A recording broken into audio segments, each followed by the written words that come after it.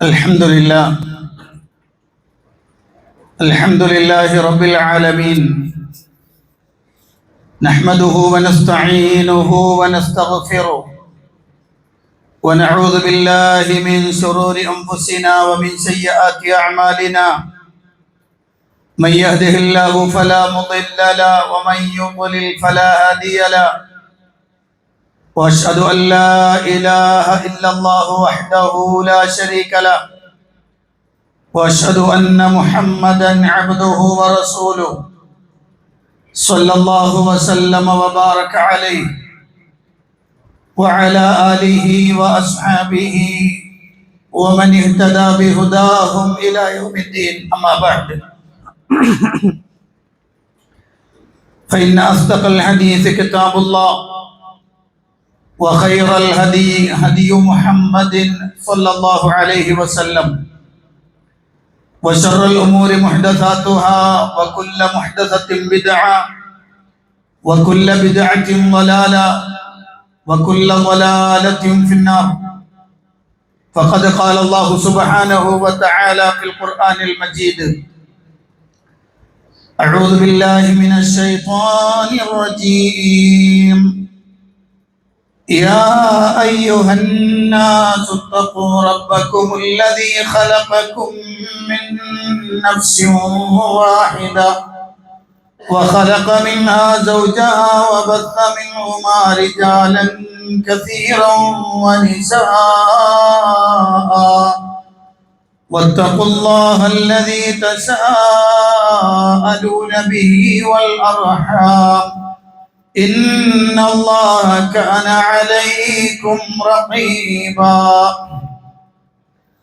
يا أيها الذين آمنوا اتقوا الله وقولوا قولا سديدا يصلح لكم أعمالكم ويغفر لكم ذنوبكم ومن يطع الله ورسوله فقد فاز فوزا عظيما يا أيها الذين آمنوا اتقوا الله حق تقاته ولا تموتن إلا وأنتم مسلمون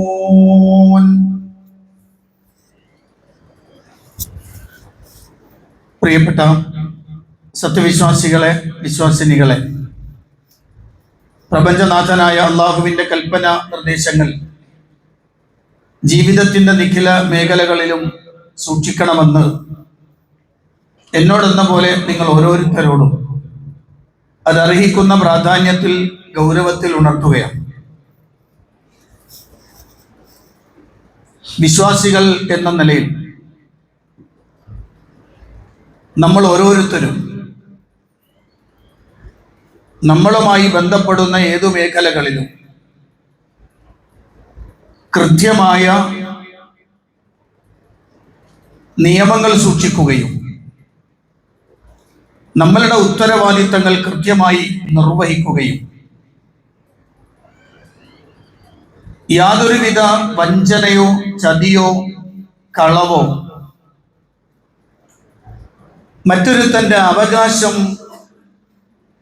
പിടിച്ചെടുക്കുന്ന തരത്തിൽ, കവർന്നെടുക്കുന്ന തരത്തിലുള്ള പ്രവർത്തനങ്ങളോ നടത്തുവാൻ പാടുള്ളതല്ല. വിശ്വാസിയെ സംബന്ധിച്ചിടത്തോളം അവന്റെ പേര് അനർത്ഥമാക്കുന്ന രൂപത്തിലുള്ള പ്രവർത്തനമാണ് അവൻ ഉണ്ടാവേണ്ടത്.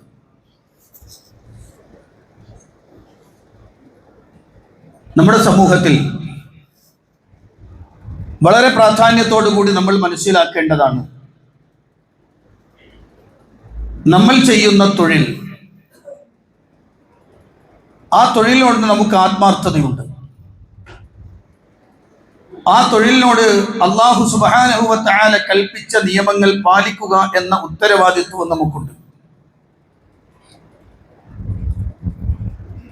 അതുപോലെ തന്നെ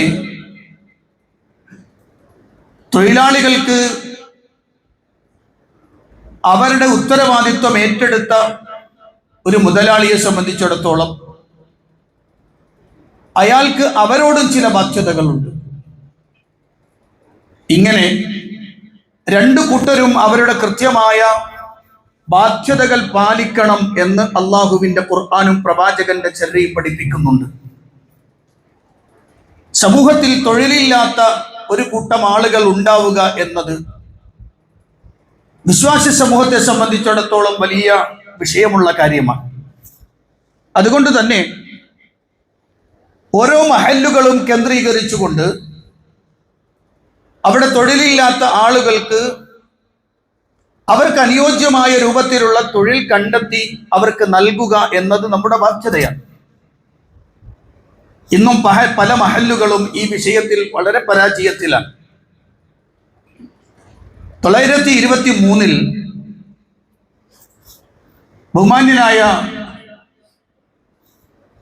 വക്കം അബ്ദുൽ ഖാദർ മൗലവി റഹിമഹുല്ല അദ്ദേഹത്തിന്റെ നേതൃത്വത്തിൽ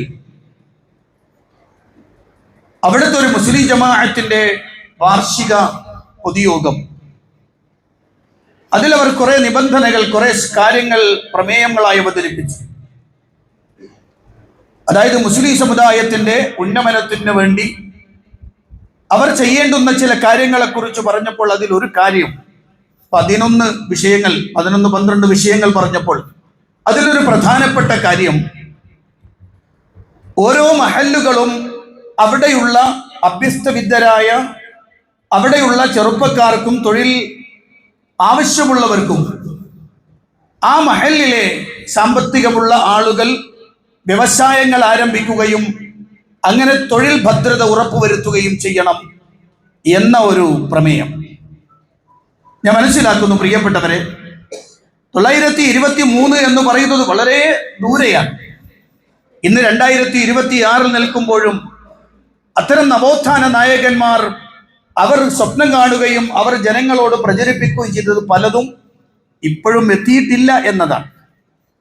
ഇന്ന് ഞാൻ നിങ്ങളോട് വളരെ ഗൗരവതരമായി പറയാനുള്ളത്, എൻ്റെ മുന്നിലിരിക്കുന്ന നിങ്ങൾ പലരും കുറേ തൊഴിലാളികൾക്ക് തൊഴിൽ കൊടുത്തയാളാവാം, കുറേ ആളുകൾ തൊഴിൽ ചെയ്യുന്നവരുമാവാം. ഇവിടെ രണ്ടു കൂട്ടരും പാലിക്കേണ്ടുന്ന സുപ്രധാനമായ ചില കാര്യങ്ങളുണ്ട്. അത് അള്ളാഹുവിന്റെ പ്രവാചകൻ സല്ലല്ലാഹു അലൈഹി വസല്ലമയും പരിശുദ്ധ ഖുർആൻ വളരെ കൃത്യമായി പറഞ്ഞതും നമുക്ക് കാണാൻ കഴിയും. അതിൽ ഒന്നാമതായി എനിക്ക് സൂചിപ്പിക്കാനുള്ളത്, ഓരോ മഹല്ലിലെയും ആളുകൾ ശ്രദ്ധിക്കേണ്ട സുപ്രധാനമായ വിഷയം, നാട്ടിൽ കുറെ ആളുകൾ യാചകരായി മറ്റുള്ളവരുടെ മുന്നിൽ കൈനീട്ടി പ്രയാസപ്പെടുന്ന ഒരവസ്ഥ ഉണ്ടാവരുത്. അതിനെന്തു വേണം? അവിടെ തൊഴിൽ കണ്ടെത്തുകയും അവരെ പുനരധിവസിപ്പിക്കുകയും വേണം. ഒരിക്കൽ പ്രവാചകൻ സല്ലല്ലാഹു അലൈഹി വസല്ലമയുടെ അടുത്ത് ഒരാൾ വന്ന് തൻ്റെ സങ്കടങ്ങൾ പറഞ്ഞു. അഥവാ തനിക്ക് ജീവിക്കാൻ മാർഗമില്ല, എന്തെങ്കിലും സഹായം നൽകണമെന്ന് പറഞ്ഞു. പ്രവാചകൻ സല്ലല്ലാഹു അലൈഹി വസല്ലം അദ്ദേഹത്തിന് കൊടുത്ത നിർദ്ദേശം എന്താ അറിയോ? പ്രവാചകൻ സല്ലല്ലാഹു അലൈഹി വസല്ലം അദ്ദേഹത്തിന്റെ വീട്ടിലെ പുതപ്പും പാത്രവും അത് കൊണ്ടുവരാൻ ആവശ്യപ്പെട്ടു. അത് കൊണ്ടുവന്ന് പ്രവാചകൻ സല്ലല്ലാഹു അലൈഹി വസല്ലമ അത് രണ്ടും 2 ദിർഹമിന് വിറ്റു. എന്നിട്ട് അദ്ദേഹത്തിന്റെ അടുത്ത് കൊടുത്തിട്ട് പറഞ്ഞു, നീ കാട്ടിൽ പോയി വിറക് വെട്ടി നിന്റെ ഉപജീവനത്തിനുള്ള മാർഗം കണ്ടെത്തണം. 15 ദിവസത്തേക്ക് ഇനി എൻ്റെ മുന്നിലേക്ക് വരരുത് എന്ന് പറഞ്ഞു. ചില റിപ്പോർട്ടുകളിൽ അങ്ങനെ കാണാം. എന്തായാലും അദ്ദേഹം അതുമായി പോയിരുന്നു. 15 ദിവസത്തിന് ശേഷം അദ്ദേഹം വരുമ്പോൾ അദ്ദേഹത്തിന്റെ കയ്യിൽ 2 ദിർഹമിന് പകരം 10 ദിർഹമാണുള്ളത്. അദ്ദേഹം കച്ചവടം ചെയ്ത്, അദ്ദേഹം പണിയെടുത്ത്, ജോലിയെടുത്ത് സ്വന്തം സമ്പാദ്യവുമായി പ്രവാചകൻ സല്ലല്ലാഹു അലൈഹി വസല്ലം അടുത്തേക്ക് വരികയാണ്. അള്ളാഹുവിന്റെ പ്രവാചകൻ സല്ലല്ലാഹു അലൈഹി വസല്ലം വലിയൊരു ആശയം പഠിപ്പിക്കുകയാണ്. അള്ളാഹുവിന്റെ പ്രവാചകനെ നോക്കണം നിങ്ങൾ. 10 വയസ്സ് മുതൽ 10ാമത്തെ വയസ്സ് മുതൽ അവിടുന്ന് കച്ചവടത്തിന് ഇറങ്ങിയതാണ്. ഇന്ന് നമ്മുടെ സമൂഹത്തിനിടയിൽ ഒരു പ്രയോഗമുണ്ട്, എന്തറിയോ? ഒരാൾ പള്ളിയിലെ ഇമാമാണെങ്കിൽ, അയാൾ ഖത്തീബാണെങ്കിൽ അയാൾ അപ്പണി എടുക്കാൻ പാടുള്ളൂ, അയാൾ വേറെ പണിയൊന്നും എടുക്കാൻ പാടില്ല, വേറൊരു ജോലിക്ക് അയാൾ പോകാൻ പാടില്ല. പള്ളിയിലെ ഖത്തീബ് നാട്ടിലൊരു കച്ചവടം നടത്തുകയാണെങ്കിൽ നാട്ടുകാർക്ക് പ്രയാസമാണ്. അയാളാണ് പള്ളിയിലെ ഖത്തീബ്. പള്ളിയിലെ ഖത്തീബ് നാട്ടിൽ, അല്ലെങ്കിൽ ഇമാമായ മനുഷ്യൻ നാട്ടിൽ എന്തെങ്കിലും ഒരു സാധാരണ ജോലി, നീ കിണർ പണിക്കോ, ഇനി അതില്ലെങ്കിൽ വേറെ കല്ലുപണിക്കോ, അങ്ങനെ എന്തെങ്കിലും ഒരു പണിക്ക് പോയാൽ നാട്ടിൽ കുറ്റാണ്. ഇസ്ലാം അതിനെ പ്രോത്സാഹിപ്പിച്ചിട്ടേ ഉള്ളൂ. എപ്പോഴും സ്വന്തം കൈ കൊണ്ട് അധ്വാനിച്ചു ജീവിക്കുന്നതിനേക്കാളും നല്ല ഭക്ഷണം ഒരാളും കഴിക്കുന്നില്ല എന്നാണ് അള്ളാഹുവിന്റെ പ്രവാചകൻ സല്ലല്ലാഹു അലൈഹി വസല്ലം പഠിപ്പിച്ചത്. അപ്പൊ അതുകൊണ്ട് തന്നെ പ്രവാചകൻ സല്ലല്ലാഹു അലൈഹി വസല്ലം മുന്നോട്ട് വെച്ചൊരാശയം, മഹാനായ ഉമർ ഇബ്നുൽ ഖത്താബ് റളിയല്ലാഹു അൻഹുവിനെ കുറിച്ചുള്ള അദ്ദേഹത്തിനെ കുറിച്ച് അതിൽ നിന്ന് റിപ്പോർട്ട് ചെയ്യപ്പെട്ടിട്ടുള്ള ധാരാളം നല്ല വാക്കുകൾ, ധാരാളം ആപ്തവാക്യങ്ങളെ പോലെയുള്ള വാചകങ്ങളുണ്ട്. അതിലൊരു സുപ്രധാനമായ വാക്ക് അദ്ദേഹം പറയുന്നത് അറിയോ? ഞാൻ കച്ചവടം ചെയ്തുകൊണ്ടിരിക്കുമ്പോൾ മരിക്കുന്നതാണ് എനിക്കിഷ്ടം, ഞാൻ സുജൂദിൽ കിടക്കുമ്പോൾ മരിക്കുന്നതിനേക്കാൾ. നമ്മൾ നേരെ ഓപ്പോസിറ്റ് ആണ് പറയാ. ഉമർ ഇബ്നുൽ ഖത്താബ് റളിയല്ലാഹു അൻഹു പറഞ്ഞതായി ചില റിപ്പോർട്ടുകൾ കാണുന്ന വർത്തമാനാണ്. എന്ന് പറഞ്ഞാൽ അത്രത്തോളം പ്രാധാന്യം അതിനുണ്ടെന്ന് മാത്രമല്ല, അത് ഏറ്റവും ഖൈറായ പ്രവർത്തനം, അള്ളാഹുവിന്റെ ഫളൽ തേടുക എന്നാണ്. പരിശുദ്ധ ഖുർആൻ അല്ലാഹു പറഞ്ഞു, വഇദാ ഖുദിയത്തി സ്വലാത്തു ഫന്തശിറൂ ഫിൽ അർളി വബ്തഗൂ മിൻ ഫളില്ലാഹ്. നിങ്ങൾ നിസ്കാരം കഴിഞ്ഞാൽ, ജുമാ നമസ്കാരം കഴിഞ്ഞാൽ, അന്ന് അവധിയല്ല, ജുമാ നമസ്കാരം കഴിഞ്ഞാൽ നിങ്ങൾ നിങ്ങളുടെ പ്രവർത്തനത്തിലേക്ക് വ്യാപൃതരാവണം, അള്ളാഹുവിന്റെ ഫളിൽ നിന്ന് നിങ്ങൾ അന്വേഷിക്കണം എന്ന് പരിശുദ്ധ ഖുർആൻ അല്ലാഹു സുബ്ഹാനഹു വ തആല പഠിപ്പിക്കുകയാണ്. അതുകൊണ്ട് തന്നെ പ്രിയപ്പെട്ടവരെ, ജോലി ചെയ്യുക എന്നത് അത് വളരെ പ്രധാനപ്പെട്ട മഹത്വമേറിയ ഒരു പ്രവർത്തനമാണ്. പക്ഷെ അതിൽ ചില കാര്യങ്ങൾ ശ്രദ്ധിക്കേണ്ടതുണ്ട്. ഒന്നാമതായി നമ്മൾ മനസ്സിലാക്കി വെക്കണം, ഒരു ഉടമ നമുക്ക് ജോലി തന്നാൽ അയാളോട് നമുക്ക് ചില ബാധ്യതകളുണ്ട്. തൊഴിലാളിക്ക് ബാധ്യതയുണ്ട്, മുതലാളിക്ക് ബാധ്യതയുണ്ട്. തൊഴിലാളിക്ക് ചില അവകാശങ്ങളുണ്ട്, മുതലാളിക്കും ചില അവകാശങ്ങളുണ്ട്. അതിലേറ്റവും പ്രധാനപ്പെട്ടത് അള്ളാഹുവിന്റെ റസൂൽ സല്ലല്ലാഹു അലൈഹി വസല്ലം പഠിപ്പിച്ചത്, നിങ്ങൾക്കൊരാൾ തൊഴിൽ തന്നാൽ ആ തൊഴിലിനോട് നിങ്ങൾക്ക് കൂറുണ്ടാവണം, അതിലേറ്റവും സൂക്ഷ്മതയോടുകൂടി പ്രവർത്തിക്കണം. നബി സല്ലല്ലാഹു അലൈഹി വസല്ലം പറഞ്ഞു, ഇന്നല്ലാഹ യുഹിബ്ബു ഇദാ അമില അഹദുക്കും അമലൻ അൻ യുത്ഖിനഹു. നബി സല്ലല്ലാഹു അലൈഹി വസല്ലം പറയാൻ, നിങ്ങൾ ഒരാൾ ജോലി ചെയ്യുമ്പോൾ അത് ഭംഗിയായി ചെയ്യുന്നത് അള്ളാഹു ഇഷ്ടപ്പെടുന്നു എന്നാണ്. അത് ഭംഗിയായി ചെയ്യണം, ഏറ്റവും കൃത്യമായ രൂപത്തിൽ അതിനോട് പെരുമാറണം, സൂക്ഷ്മത പാലിക്കണം, ഭംഗിയായി ചെയ്യണം. നിങ്ങൾ നോക്കൂ, നമ്മുടെ നാട്ടിൽ കച്ചവടം ചെയ്യുന്ന ആളുകൾ എന്തൊക്കെ തരികടകളും തട്ടിപ്പുകളും നടത്തിക്കൊണ്ടാണ് അയാൾ സമ്പാദിക്കുന്നത്.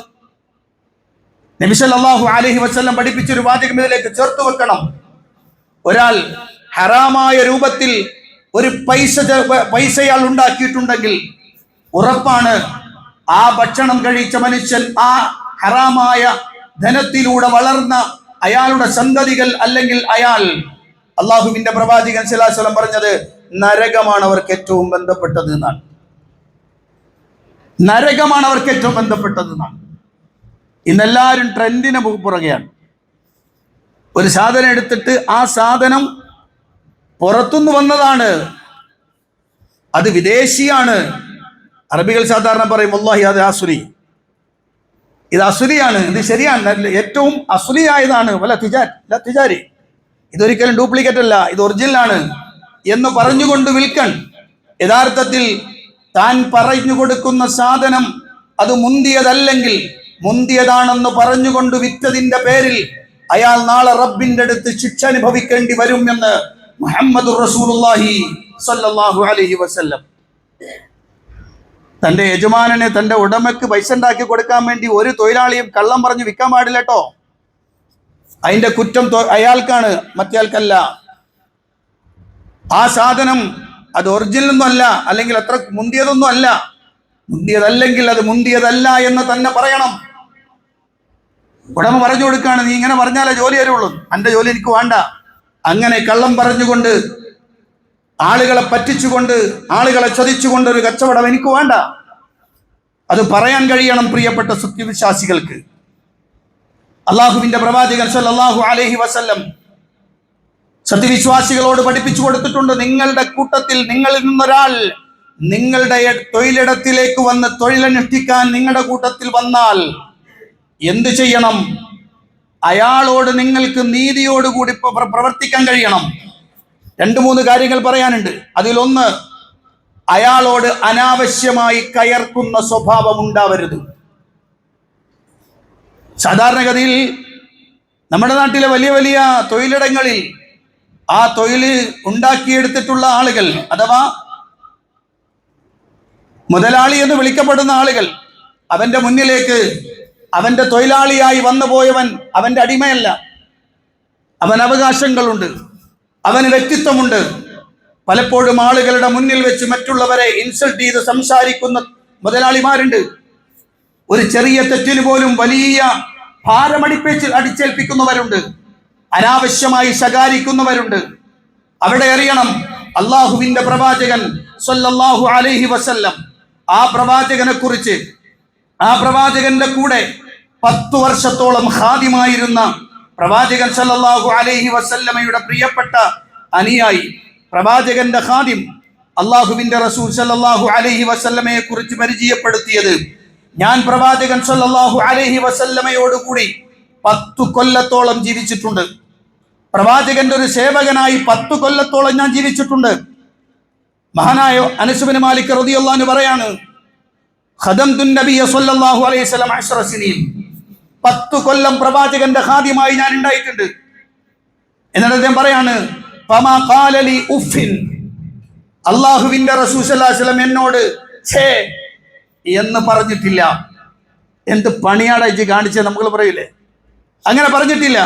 മാത്രമല്ല, വലാ ലിമ സനഅത വലാ അലാ സനഅത, ഞാനൊരു കാര്യം ചെയ്തതിന്റെ പേരിൽ എന്തിനാണ് അനസ് നീ അത് ചെയ്തതെന്നോ, ഞാനത് ചെയ്യാത്തതിന്റെ പേരിൽ എന്താണ് നീ അത് ചെയ്യാതിരുന്നതെന്നോ എന്റെ പ്രവാചകൻ എന്നോട് ചോദിച്ചിട്ടില്ല, എന്നോട് ശകാരിച്ചിട്ടില്ല എന്ന് അനസ് ബിൻ മാലിക് റളിയല്ലാഹു അൻഹു പറയാൻ. നമ്മൾ ആലോചിച്ചു, നമ്മുടെ കടയിൽ സെയിൽസ്മാനായും സെയിൽസ് ഗേളായിട്ടും ഒക്കെ ജോലി ചെയ്യുന്ന ആളുകളുണ്ടല്ലോ, നമ്മുടെ കമ്പനിയിൽ വർക്ക് ചെയ്യുന്ന ആളുകളുണ്ടല്ലോ. എങ്ങനെയാണ് നമ്മൾ അവരോട് പെരുമാറുന്നത്? ഒരു കാര്യം ഓർക്കേണ്ടതുണ്ട്, അല്ലാഹു സുബ്ഹാനഹു വ തആല നിന്റെ കയ്യിൽ സമ്പത്ത് തരികയും അവനെ നിന്റെ അടുത്തേക്ക് ജോലിക്ക് വിടുകയും ചെയ്തവൻ അല്ലാഹുവാണ്. നേരെ ഓപ്പോസിറ്റ് ആക്കാനും അല്ലാഹുവിന് കഴിയും. മാത്രമല്ല, നീ അവനെ ഉപദ്രവിച്ചാൽ അവൻ അല്ലാഹു സുബ്ഹാനഹു വ തആല നിന്റെ മേൽ കഴിവുള്ളവനാണെന്ന് നീ ഓർക്കണം. മഹാനായ ഇബ്നു മസ്ഊദ് റളിയല്ലാഹു അൻഹു പറയാൻ, ഞാൻ എൻ്റെ സേവകനായ, എൻ്റെ അടിമയായ ഒരു ബാലനുണ്ടായിരുന്നു, ഒരു ചെറുപ്പക്കാരുണ്ടായിരുന്നു. ഒരു ദിവസം എന്തോ ഒരു തെറ്റ് ചെയ്തു, അയാൾ എനിക്കിഷ്ടപ്പെടാത്തൊരു കാര്യം ചെയ്തു. അങ്ങനെ ഞാൻ അവനെ ചാട്ടവാറ് കൊണ്ട് ശിക്ഷിച്ചു, ഞാൻ അടിച്ചു. അങ്ങനെ അടിച്ചുകൊണ്ടിരിക്കുമ്പോൾ പുറകിൽ നിന്നൊരു ശബ്ദം കേട്ടു, ഇഅലം അബാ മസ്ഊദ് ലല്ലാഹ് അഖ്ദറു അലൈക മിൻക അലൈ. ഇബ്നു മസ്ഊദ്, ശ്രദ്ധിക്കണം, അല്ലാഹു നിന്റെ മേൽ ഇവനേക്കാൾ ശക്തനാണെന്ന് ഓർത്തോളണം. പെട്ടെന്ന് ഞാൻ തിരിഞ്ഞു നോക്കി.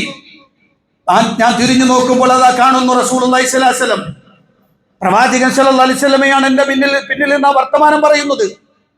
പ്രവാചകൻ സ്വല്ലല്ലാഹു അലൈഹി വസല്ലമയുടെ വർത്തമാനം കേട്ട് ഇബ്നു മസ്ഊദ് തന്റെ തെറ്റ് മനസ്സിലാക്കുകയും അദ്ദേഹം പ്രവാചകനോട് പറഞ്ഞു, യാ റസൂലല്ലാഹു വഹുറുൻ ലിവജ്ഹില്ലാഹ്, നബിയെ, ഞാൻ ചെയ്തു പോയ അപരാധത്തിന് പകരമായി ഞാൻ ഈ അടിമയെ അള്ളാഹുവിന്റെ മാർഗത്തിൽ അള്ളാഹുവിന്റെ അടുത്തുനിന്ന് പ്രതിഫലം കാംക്ഷിച്ചുകൊണ്ട് ഞാൻ ഇവരെ മോചിപ്പിക്കുകയാണ്. അതിന് മറുപടിയായി അള്ളാന്റെ റസൂല് പറഞ്ഞു വാക്കെന്തെന്നറിയോ? നബി സല്ലല്ലാഹു അലൈഹി വസല്ലം പറഞ്ഞു, അമാ ലൗ ലം തഫ്അൽ ലലഫഹ്തുക അന്നാർ ഔ ലമസ്സതുക അന്നാർ. ഇബ്നു മസ്ഊദ്, നീ അങ്ങനെ ചെയ്തില്ലായിരുന്നുവെങ്കിൽ നീ നരകത്തിൽ പോകുമായിരുന്നു, നരകത്തിന്റെ അഗ്നി നിന്നെ സ്പർശിക്കുക തന്നെ ചെയ്യുമായിരുന്നു എന്ന് മഹാനായ പ്രവാചകൻ സല്ലല്ലാഹു അലൈഹി വസല്ലം ഇബ്നു മസ്ഊദ് റളിയല്ലാഹു അൻഹുവിനോട് പറയാം. ഒരിക്കൽ ഒരു സഹാബി വന്ന് റസൂലുള്ളാഹി സ്വല്ലല്ലാഹു അലൈഹി വസല്ലമയോട് ചോദിച്ചു, നബിയെ, എൻ്റെ ഒരു ജോലിക്കാരൻ, അയാളോട് ഞാൻ എത്ര പ്രാവശ്യം മാപ്പ് ചെയ്യണം ഒരു ദിവസം? നിങ്ങൾ വിട്ടുകൊടുക്കാൻ പറഞ്ഞല്ലോ, അയാൾ എന്തെങ്കിലും അബദ്ധം പ്രവർത്തിച്ചാൽ നീ വിട്ടുകൊടുത്തേക്ക് എന്ന് പറഞ്ഞല്ലോ. അങ്ങനെയാണെങ്കിൽ നബിയെ, ഒരു ദിവസം ഞാൻ എത്ര പ്രാവശ്യം മാപ്പ് ചെയ്ത് കൊടുക്കണം? നബി സ്വല്ലല്ലാഹു അലൈഹി വസല്ലം എടുത്ത് വരികയാണ് ഒരു സ്വഹാബി. ഹദീസ് റിപ്പോർട്ട് ചെയ്യുന്നത് അബ്ദുല്ലാഹി ഇബ്നു ഉമർ റളിയല്ലാഹു അൻഹു ആണ്. ജാഅ റജുലുൻ ഇല നബി സ്വല്ലല്ലാഹു അലൈഹി വസല്ലം ഫഖാല യാ റസൂലല്ലാഹ് കം നഅഫു അനിൽ ഖാദിം.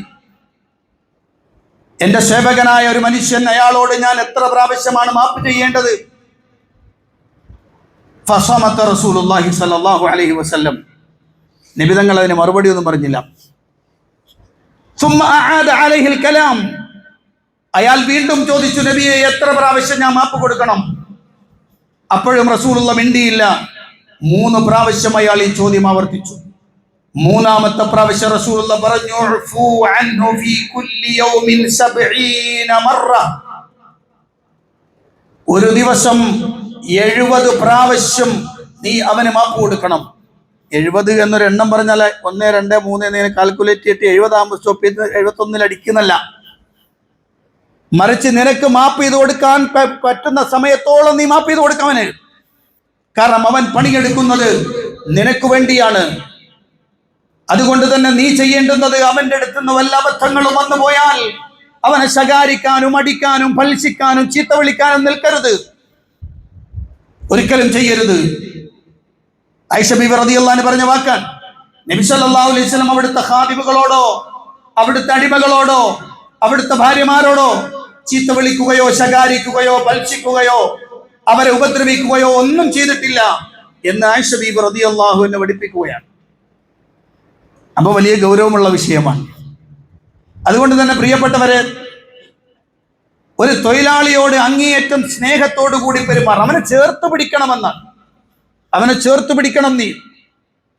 അവന്റെ അവകാശങ്ങളുടെ മേൽ ഒരിക്കലും നീ കുരുക്ക് കയറിടരുത്. അവന്റെ ശമ്പളം കൃത്യമായി അവന് കൊടുക്കണം, വളരെ കൃത്യമായി കൊടുക്കണം. ഞാൻ പുറത്തെ തൊഴിലിടങ്ങളിൽ നിന്ന് മാറി പള്ളിയിലേക്ക് വരാൻ. നീ എൻ്റെ വാക്ക് നിങ്ങൾ ശ്രദ്ധിക്കണം കേട്ടോ. കമ്മിറ്റിക്കാർ ശ്രദ്ധിക്കണം, എല്ലാവരും ശ്രദ്ധിച്ചോണം. പള്ളിയിൽ പണിയെടുക്കുന്ന ആളുകൾ എന്ന് വിളിക്കപ്പെടുന്ന ആളുകളാണ് ഒന്ന് ഇമാം, മറ്റൊന്ന് മുഅദ്ദിൻ. പലപ്പോഴും ഖത്തീബുമാരെ കിട്ടലില്ല. കാരണം ഖത്തീബുമാർ വെള്ളിയാഴ്ച വന്ന് പോണ ആളുകളാണല്ലോ, അല്ല അങ്ങനെ ഭരിക്കാൻ കിട്ടൂല. അതേസമയത്ത് ഇമാമുമാരോട് മോശമായി പെരുമാറുന്ന ഖത്തീബുമാരുണ്ട്. ഇമാമുമാർ അവരെ കുറിച്ച് ഇവർ വിചാരിച്ചു വെച്ചിരിക്കുന്നത് എന്താ അറിയോ? അവർ ഇവരുടെ ജീവനക്കാർ, ഇവരുടെ കീഴെയുള്ള തൊഴിലാളികളാണ് എന്നാണ്. അങ്ങനെ തന്നെ വെച്ചോളി. അങ്ങനെയാണെങ്കിലും ഇമാമുമാരെന്ന് പറയുന്ന ആളുകൾ നിങ്ങളുടെ മുന്നിൽ 5 നേരത്തെ നമസ്കാരത്തിന് മുന്നിൽ നിൽക്കുന്നയാളാണ്, നിങ്ങൾ ഫോളോ ചെയ്യുന്നയാളാണ്. എന്തെങ്കിലും ഒരു ചെറിയ വിഷമുണ്ടാകുമ്പോഴേക്ക് ചീത്ത വിളിക്കുന്ന, ശകാരിക്കുന്ന, അവരുടെ മേൽ മെക്കിട്ട് കയറുന്ന ആളുകളുണ്ട്, കമ്മിറ്റിക്കാരായ ആളുകൾ. ഏറ്റവും കൂടുതൽ ചീത്ത കേൾക്കുന്ന ആരാന്ന് എന്നോട് ചോദിച്ചാൽ ഞാൻ പറയാതെ മുഅദ്ദിന്മാരാണെന്ന് പറയും. പള്ളിയിലെ മുഅദ്ദിന്മാർ വലിയ ഉന്നത സ്ഥാനം അലങ്കരിക്കുന്ന ആളുകളാണ്. അവർ ഏറ്റവും ഉന്നതമായ സ്ഥാനം ആർക്കെന്ന് ചോദിച്ചാൽ ഞാൻ പറയും അത് മുഅദ്ദിന്മാർക്കാണ്. 5 നേരവും അല്ലാഹുവിന്റെ കലിമത്ത് ഉറക്കെ വിളിച്ചു പറയുന്ന ആളുകൾ. വഖാല ഇന്നനി മിനൽ മുസ്ലിമീൻ. അത്രയും ഉന്നത സ്ഥാനത്തിലിരിക്കുന്ന ആളുകളെ വളരെ മോശമായി വർത്തമാനം പറയുന്ന ആളുകളുണ്ട്. വളരെ മോശമായി എന്തെങ്കിലും ഒരു ചെറിയൊരു കരട് കിടന്നാൽ പോലും മുഅദ്ദിനെ വിളിച്ച് ചീത്ത വിളിക്കാം. കാരണം എന്താ? ഞങ്ങളുടെ തൊഴിലാളിയാണ് അയാൾ, ജീവനക്കാരൻ ചില ആളുകളൊക്കെ പറയാൻ. അത് പള്ളിയിലെ ജീവനക്കാരനാണ്, ഞങ്ങളുടെ കീഴിലുള്ള തൊഴിലാളിയാണ്. അങ്ങനെയെങ്കിൽ നീ ഏറ്റവും നല്ല ഉടമയാവണം, നീ ഏറ്റവും നല്ല മുതലാളിയാവണം. അത് അല്ലാഹുവിന്റെ റസൂൽ സ്വല്ലല്ലാഹു അലൈഹി വസല്ലം പഠിപ്പിച്ചതാണ്. ഈ പാഠങ്ങളൊക്കെ നമ്മുടെ പള്ളിയിൽ നിന്ന് കേൾക്കുമ്പോഴും പള്ളിയിലെ കമ്മിറ്റിക്കാർ വരെ വളരെ മോശമായി പെരുമാറുന്ന ആളുകളാണെങ്കിൽ നിങ്ങളൊന്ന് ആലോചിച്ച് നോക്കൂ പ്രിയപ്പെട്ടവരെ. ബാക്കി പിന്നെ കച്ചവടക്കാരെ പറയാനുണ്ടാ. ഇവിടെയാണ് ഏറ്റവും ശ്രദ്ധിക്കേണ്ടത്. അല്ലാഹുവിന്റെ റസൂൽ സല്ലല്ലാഹു അലൈഹി വസല്ലം ഒരിക്കൽ പള്ളിയിൽ മെഹ്റാബിലേക്ക് കയറി നിൽക്കുന്നു നിസ്കരിക്കാൻ വേണ്ടിയിട്ട്. അല്ലെങ്കിൽ പ്രവാചകൻ പള്ളിയിൽ വന്ന് നിൽക്കുമ്പോൾ കിബിലയുടെ ഭാഗത്ത്, പ്രവാചകന്റെ പള്ളി ഇതുപോലെ നയനമനോഹരമായ പള്ളിയൊന്നും അല്ലല്ലോ, ഈത്തപ്പന ഓല കൊണ്ട് ചെളിയും കൊണ്ട് നിറച്ചിട്ടുള്ള തേച്ചിട്ടുള്ള ഒരു പള്ളി.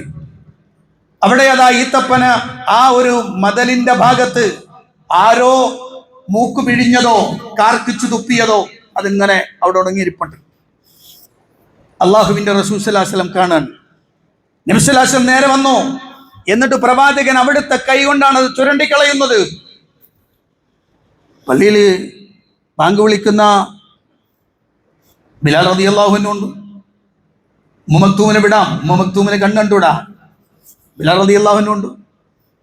അതുപോലെ മറ്റാളുകളുണ്ട്. നബി തങ്ങൾ തിരിഞ്ഞിട്ട് ചോദിച്ചില്ല, എന്താണോ ഇത്, ഇതൊക്കെ ഒന്ന് വൃത്തിയായിക്കൂടെ, നിങ്ങളൊക്കെ ഇവിടെ വരുന്ന ആളുകളല്ലേ? അല്ലല്ല, അതാണ് പ്രവാചകന്റെ പ്രത്യേകത. പ്രവാചകൻ സ്വല്ലല്ലാഹു അലൈഹി വസല്ലം അങ്ങനെയാണ്. അവിടുന്ന് വന്നു, അവിടുത്തെ കൈ കൊണ്ടത് വൃത്തിയാക്കി. ഈ ഒരു സ്വഭാവ മഹിമയിലേക്ക് വിശ്വാസി സമൂഹം മാറണം.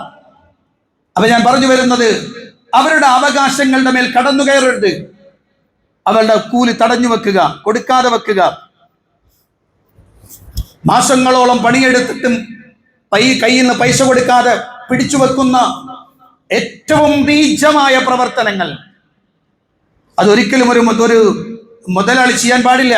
അള്ളാഹുവിന്റെ റസൂൽ സ്വല്ലല്ലാഹു അലൈഹി വസല്ലം പറഞ്ഞ പ്രസിദ്ധമായ വാക്കുണ്ട്, നമ്മളെല്ലാവർക്കും അറിയാവുന്നതല്ല, മുസ്ലിങ്ങളല്ലാത്ത ആളുകൾക്കും അറിയുന്ന ആ വാചകമാണ്,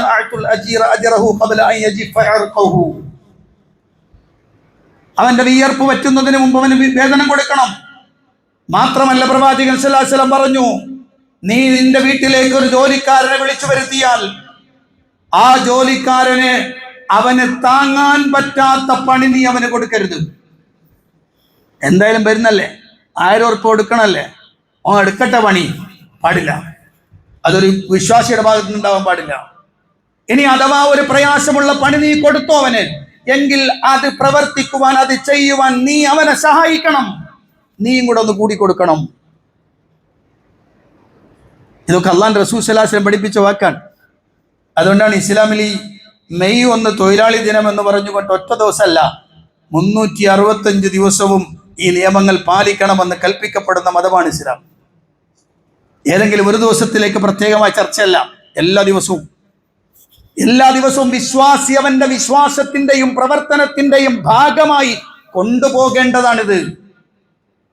നബി സല്ലല്ലാഹു അലൈഹി വസല്ലം പറയാൻ, അതുപോലെ നിന്റെ വീട്ടിൽ പണിയെടുക്കാൻ വന്നവന് അവന് ഭക്ഷണം കൊടുക്കുമ്പോൾ നീ അവന് ഏറ്റവും നല്ല ഭക്ഷണം കൊടുക്കണം, അവന്റെ കൂടെ ഇരുന്ന് കഴിക്കാൻ ശ്രമിക്കണം. പലപ്പോഴും നമുക്കത് സാധിക്കൂല. ഒരുപക്ഷെ അവര് പറയും, നിന്റെ കാലിലൊക്കെ അഴുക്കുണ്ട്, ഞങ്ങൾ പുറത്ത് എവിടെയെങ്കിലും ഇരുന്നോളാം, നിങ്ങൾ ഭക്ഷണം അങ്ങോട്ട് തന്നാൽ മതിയെന്ന്. വൃത്തികേടുള്ളതല്ലാത്തതാണെങ്കിലും ശരി, എന്താണ് നമ്മുടെ ഡൈനിങ് ടേബിൾ, നമ്മൾ ഇരിക്കുമ്പോൾ നമ്മുടെ കൂടെ ഇരുന്നവർക്ക് ഭക്ഷണം കഴിച്ചാൽ കുഴപ്പം? നമ്മുടെ വീട്ടിൽ ഒരു ജോലിക്കാരനുണ്ടെങ്കിൽ ആ ജോലിക്കാരന് പുറത്താണോ ഭക്ഷണം? അല്ല, അകത്താവണം, നിന്റെ കൂടെ. ഇതെന്റെ വർത്താനല്ല, അള്ളാഹുവിന്റെ ഹബീബ് സല്ലല്ലാഹു അലൈഹി വസല്ലം പഠിപ്പിക്കുകയാണ്. ഇങ്ങനെ ചേർത്ത് വെച്ചൊരു ആദർശം ലോകത്ത് വേറുണ്ടോ? ഇങ്ങനെ ചേർത്ത് പിടിക്കണമെന്ന് പറഞ്ഞ ഇത്രയും ഉന്നതമായി ഉദാത്തമായി തൊഴിലാളികളോട്, സേവകന്മാരോട് പെരുമാറാൻ പഠിപ്പിക്കപ്പെട്ട ഒരു മതം അള്ളാഹുവിന്റെ റസൂൽ സല്ലല്ലാഹു അലൈഹി വസല്ലം പഠിപ്പിക്കുകയാണ്. അവന്റെ ഒരു അവകാശങ്ങളും നിങ്ങൾ തട്ടിമാറ്റിക്കളയരുത്. വലാ തബ്ഖസുന്നാസ അശ്യാഅഹും, ജനങ്ങൾക്ക് അവരുടെ സാധനങ്ങളിൽ നിങ്ങൾ കുറവ് വരുത്തരുത്. അവന്റെ അവകാശം കൃത്യമാണ്, അത് കൃത്യമായി മുന്നോട്ട് കൊണ്ടുപോകണം എന്ന് അല്ലാഹുവിന്റെ റസൂൽ സല്ലല്ലാഹു അലൈഹി വസല്ലം പഠിപ്പിക്കുകയാണ്.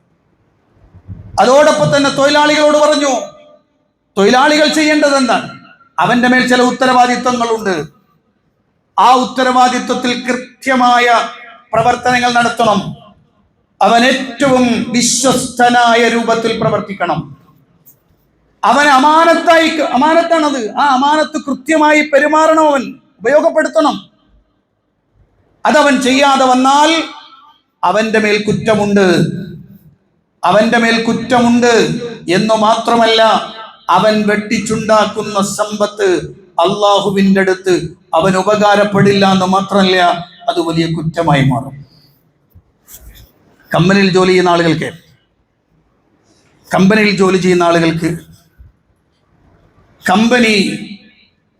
കമ്പനിയുടെ ജോലി ആവശ്യാർത്ഥം വാഹനം കൊടുത്തിട്ടുണ്ടെന്ന് നോക്കാം.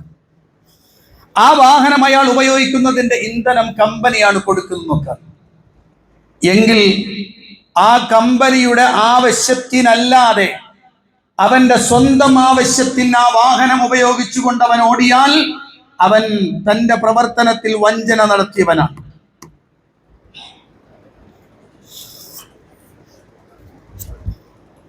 ഞാൻ പറഞ്ഞു മനസ്സിലായി നിങ്ങൾക്ക്? അതേറ്റവും ശ്രദ്ധിക്കേണ്ട സംഗതിയാണ്. നിശ്ചയിച്ചു തന്നത് എന്താണോ അതല്ലാത്തതൊന്നും എടുക്കരുത്. കമ്പനിയെ വെട്ടിച്ചുകൊണ്ടുണ്ടാക്കുന്ന ഒരു 5 പൈസയാണെങ്കിലും, ചില ആളുകൾ ചോദിക്കും കമ്മീഷൻ വാങ്ങാൻ പറ്റുമോ എന്നൊക്കെ ചോദിക്കും. കമ്മീഷൻ വാങ്ങാൻ പറ്റുമോ? ഒരു കമ്പനിയുടെ സെയിൽസ്മാനായി നിൽക്കുന്ന ആൾ ചോദിക്കും, നമ്മൾക്ക് അങ്ങനെ വാങ്ങാൻ പറ്റും, ഇങ്ങനെ വാങ്ങാൻ പറ്റുമോ എന്നൊക്കെ. എങ്ങനെയും വാങ്ങാം. പക്ഷെ ഒറ്റ കാര്യമുള്ളൂ, കമ്പനി നിങ്ങളോട് പറയാണ് നിങ്ങൾ പർച്ചേസ് ചെയ്യാൻ പോയിക്കോളി, അതിനെന്തെങ്കിലും കിട്ടുകയാണെങ്കിൽ അത് എടുത്തോളി, കുഴപ്പമില്ല കേട്ടോ, ഇവിടെ നഷ്ടം വരുത്തരുത് എന്ന് പറയുകയാണെങ്കിൽ കൊടുക്കാം. രണ്ടും എഗ്രിയായ രൂപത്തിൽ ചെയ്യാം.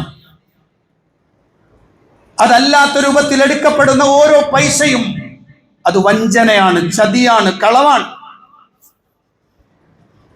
അതുപോലെ തന്നെയാണ് ശ്രദ്ധിക്കേണ്ട മറ്റൊരു കാര്യം ചേർത്ത് വെക്കേണ്ടതുണ്ട്. സാമൂഹികമായ ഉത്തരവാദിത്വം നിർവഹിക്കുന്നവർ ശ്രദ്ധിക്കണം, സംഘടനാ നേതാക്കൾ ശ്രദ്ധിക്കണം. ഒരു പ്രദേശത്ത് സാമൂഹികമായ പ്രവർത്തനങ്ങൾക്ക് വേണ്ടി കൊണ്ടുവരപ്പെട്ട പിരിക്കപ്പെട്ട പൈസ അത് സ്വന്തം ആവശ്യത്തിന് ഉപയോഗപ്പെടുത്തുന്നുവെങ്കിൽ അവൻ വഞ്ചന നടത്തിയവനാണ്, ചതിയനാണ്. അവൻ ഈ സമൂഹത്തോട് ചതി നടത്തിയവനാണ്, വഞ്ചന നടത്തിയവനാണ്. അല്ലാഹുവിന്റെ ഖുർആൻ അല്ലാഹു സുബ്ഹാനഹു വ തആല പറഞ്ഞു, വമയ്യഖുൽ യഅതി ബിമാ ഖല്ല യൗമൽ ഖിയാമ, വഞ്ചിക്കുന്നവൻ താൻ വഞ്ചിച്ചതുമായി അല്ലാഹുവിന്റെ അടുത്ത് ഖിയാമത്ത് നാളിൽ വരും. ചതി നടത്തുന്നവന്റെ കയ്യിൽ ഒരു കൊടിയുണ്ട്, ലികുല്ലി ഖാദിരിൻ ലിവാഉൻ, ഓരോ ചതിയന്മാർക്കും ഒരു കൊടിയുണ്ടാകും. ആ കൊടിയിൽ എഴുതിയിട്ടുണ്ടാകും ഹാദിഹി ഖദറത്തു ഫുലാൻ, ഇത് ഇന്ന ആളെ ചതിച്ചതാണ് എന്ന്. വളരെ ശ്രദ്ധിക്കണം സത്യവിശ്വാസികൾ. ചില ആളുകളൊക്കെ പലചരക്ക് പീടികയിൽ ജോലിക്കുന്ന ആളുകളുണ്ട്. അയാൾ പഞ്ചസാരയും അരിയും മറ്റ് സാധനങ്ങളുമൊക്കെ തൂക്കിക്കൊടുക്കുമ്പോൾ അയാളുമായി ഏറ്റവും പരിചയപ്പെട്ടവരുമായെങ്കിൽ അയാൾക്ക് അടുത്തറിയുന്ന ആളുകളൊക്കെ വന്നാൽ ഒരു 50 ഗ്രാം അല്ലെങ്കിൽ ഒരു 100 ഗ്രാമൊക്കെ തൂക്കി, 5 ഗ്രാമൊക്കെ കുഴപ്പമില്ല കേട്ടോ, അത് സാധാരണഗതിയിൽ എഗ്രി ആകുന്നൊരു സാധനമാണ്. കറക്റ്റ് നിൽക്കേണ്ട ഒരു 5 കൂടി ഇട്ടോ കുഴപ്പമില്ല, 50, 100 ഒക്കെ ഗ്രാം കൂടിയിട്ട് കൊടുക്കുന്ന ആളുണ്ട്. യഥാർത്ഥത്തിൽ നിങ്ങളൊന്ന് ആലോചിച്ച് നോക്കൂ, ഒരു 100 ഗ്രാം കുറച്ച് 10 പ്രാവശ്യമായി എത്രയായി? 1 കിലോ ആയി. നീ നിന്റെ ഇഷ്ടത്തിന് ചെയ്ത ഈ പണിക്ക് ഒരുപക്ഷെ നീ കച്ചവടം കൂട്ടാനോ മുതലാളിക്ക് ലാഭം ഉണ്ടാക്കാനോ ശ്രമിച്ചതാണെങ്കിൽ കൂടി അതൊരു വലിയ നഷ്ടമാണ്. നാളെ റബ്ബിന്റെ അടുത്ത് നീ മറുപടി പറയേണ്ടി വരും. അവ തൊഴിലാളിയായി നിൽക്കുന്നവൻ ശ്രദ്ധിക്കണം അങ്ങേയറ്റം. തൻ്റെ ഒരു പ്രവർത്തനം കൊണ്ട് ഒരു വഞ്ചനയും ഒരു ചതിയും ഉണ്ടാവരുതെന്ന് മാത്രമല്ല, നാളെ റബ്ബിന്റെ അടുത്ത് എന്റെ സ്വർഗപ്രവേശം തടയപ്പെടുന്ന ഒരു പ്രവൃത്തിയും ഉണ്ടാവരുത്. ആ അമാനത്ത് കാത്തു സൂക്ഷിക്കുന്നവനാവണം അവൻ. അള്ളാഹുവിന്റെ പ്രവാചകൻ സല്ലല്ലാഹു അലൈഹി വസല്ലം വളരെ കൃത്യമായി പഠിപ്പിക്കുന്നു, ഒരു തരത്തിലുള്ള ചതിയും വഞ്ചനയും ഉണ്ടാവരുത് എന്നാണ്. പ്രത്യേകിച്ച് മദീന തെരുവിലൂടെ അള്ളാഹിന്റെ റസൂൽ ഇങ്ങനെ നടന്നു വരുമ്പോൾ അവിടെ ഉണ്ട് ഇങ്ങനെ ധാന്യമൊക്കെ വിൽക്കുന്ന ഒരാൾ. ആ ധാന്യം വിൽക്കുന്ന കണ്ടപ്പോൾ നബി സല്ലല്ലാഹു അലൈഹി വസല്ലം അങ്ങോട്ട് ചെന്നു. അതിൻ്റെ ആ ഭംഗി കണ്ടിട്ട് പ്രവാചകൻ ചെന്നപ്പോൾ പ്രവാചകൻ അവിടുത്തെ കൈ ഇങ്ങനെ ആ ധാന്യക്കൂമ്പാരത്തിൻ്റെ ഉള്ളിലേക്ക് ഇങ്ങനെ ഇട്ടിട്ട് ഇങ്ങനെ വാരി നോക്കി. അപ്പം അതിൻ്റെ ഉള്ളിൽ നനവ് കാണുന്നു. സുഖിച്ച് എന്തായിരുന്നു നനഞ്ഞു? അത് നബി ഇന്നലെ ഒരു ചെറിയ മഴ ഉണ്ടായിരുന്നു, അപ്പോൾ അതിൽ നനഞ്ഞതാണ്. അപ്പോൾ റസൂൽ പറഞ്ഞൊരു വാക്കുണ്ട്, എങ്കിൽ അത് ആളുകൾക്ക് കാണാവുന്ന രൂപത്തിൽ അത് പുറത്തിട്ടുകൂടെ? എന്തിനാണ് ആളുകളെ ചതിക്കുന്നത്? ഇതൊരു വലിയ വിഷയമാണ്. അതുകൊണ്ട് തന്നെ പ്രിയപ്പെട്ടവരെ, തൊഴിലാളിയും മുതലാളിയും ഒരുപോലെ കൃത്യമായി മനസ്സിലാക്കണം. അള്ളാഹുവിന്റെ പ്രവാചകൻ സല്ലല്ലാഹു അലൈഹി വസല്ലം പഠിപ്പിക്കുകയാണത്. അതുകൊണ്ട് ശ്രദ്ധിക്കണം. അള്ളാഹു അനുഗ്രഹിക്കുമാറാവട്ടെ.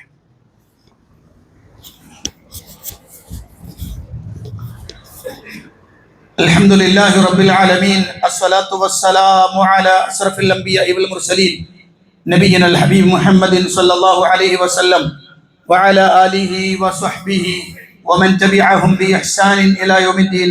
അമ്മാ ബഅദ്, ഇത്തഖുല്ലാഹ ഇബാദല്ലാഹ്. പ്രിയപ്പെട്ട സത്യവിശ്വാസികളെ, വിശ്വാസിനികളെ, അള്ളാഹുവിൻ്റെ ആജ്ഞാനിർദ്ദേശങ്ങൾക്കനുസരിച്ച് ജീവിക്കണമെന്ന് ഒരിക്കൽ കൂടി എന്നോടും നിങ്ങളോടും ഉണർത്തുകയാണ്. ഈ വിഷയം ഞാൻ അവസാനിപ്പിക്കുമ്പോൾ തൊഴിലാളികളായ ആളുകൾക്ക് ലഭിക്കേണ്ടുന്ന ഒരവകാശം കൂടി പറഞ്ഞ് ഞാൻ അവസാനിപ്പിക്കാം. അത് അവൻക്ക് വേണ്ട രൂപത്തിൽ ഒരു വിശ്രമം കൊടുക്കണം, അവൻ അവധി കൊടുക്കണം, അവന് കഴിയാവുന്ന രൂപത്തിലുള്ള സഹായം നിങ്ങളുടെ ഭാഗത്തുനിന്ന് ചെയ്തു കൊടുക്കണം. ചില ആളുകളുണ്ട് ഒരു തരത്തിലും വിശ്രമം എടുക്കാൻ സമ്മതിക്കാത്ത ആളുകൾ. ഒരു തരത്തിലും വിശ്രമം എടുക്കാൻ സമ്മതിക്കില്ല, ഒന്ന് ഉറങ്ങാൻ സമ്മതിക്കില്ല, അല്പനേരം ഇല്ല. അള്ളാഹുവിന്റെ പ്രവാചകൻ സ്വല്ലല്ലാഹു അലൈഹി വസല്ലം പറഞ്ഞ വാചകമുണ്ടല്ലോ, ഓരോരുത്തർക്കും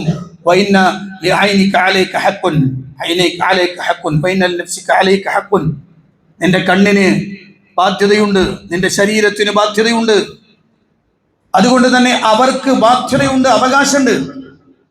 അവന് വിശ്രമിക്കാനുള്ള സമയം കൊടുക്കണം.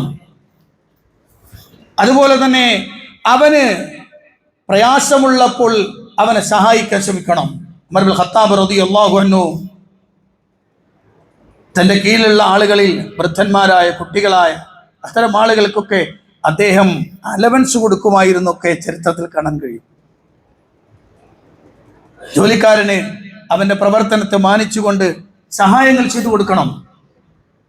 അത് അള്ളാഹുവിന്റെ പ്രവാചകൻ സല്ലല്ലാഹു അലൈഹി വസല്ലം പഠിപ്പിച്ച ആശയമാണ്.